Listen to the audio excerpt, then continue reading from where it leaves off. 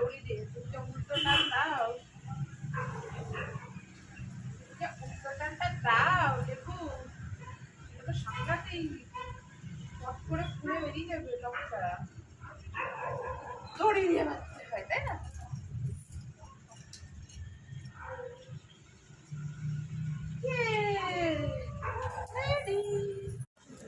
এই যে এবার যাচ্ছে।